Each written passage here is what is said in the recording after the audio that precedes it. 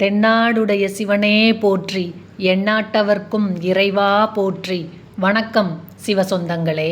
சங்கடகர சதுர்த்தி என்பது விநாயகப் பெருமானுக்கு உகந்த விரத நாளாகும். இது ஒவ்வொரு மாதமும் தேய்பிறை சதுர்த்தி திதியன்று கொண்டாடப்படுகிறது. இந்த நாளில் விநாயகரை வழிபடுவதன் மூலம் சங்கடங்கள் நீங்கும் என்பது ஐதீகம்.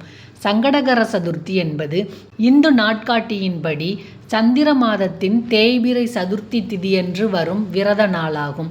சங்கடம் என்றால் துன்பம், ஹர என்றால் அழித்தல். எனவே சங்கடகர சதுர்த்தி என்பது துன்பங்களை நீக்கும் விரதம் என்று பொருள்படும்.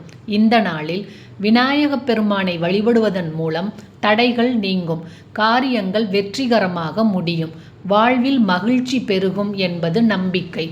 சதுர்த்தி திதி சந்திரனின் இயக்கத்தை அடிப்படையாக கொண்டது. அமாவாசைக்கு பிறகு வரும் 4வது நாளும் பௌர்ணமிக்கு பிறகு வரும் 4வது நாளும் சதுர்த்தி திதியாகும்.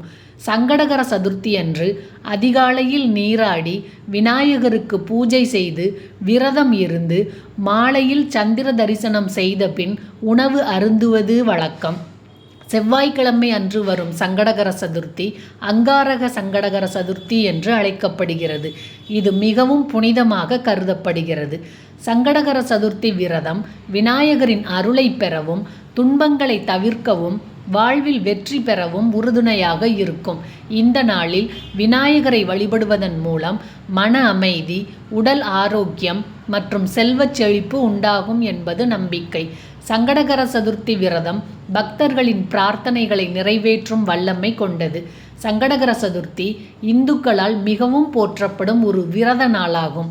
விநாயகப் பெருமானின் அருளை பெறவும் வாழ்வில் மகிழ்ச்சியையும் வெற்றியையும் அடையவும் இந்த விரதத்தை பக்தர்கள் கடைபிடிக்கிறார்கள்.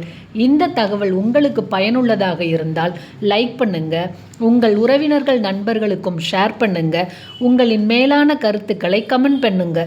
மேலும் இது போன்ற ஆன்மீக தகவல்களுக்கு சிவசொந்தங்கள் சேனலை சப்ஸ்கிரைப் பண்ணுங்க. இன்பமே சூழ்க, எல்லோரும் வாழ்க. திருச்சிற்றம்பலம்.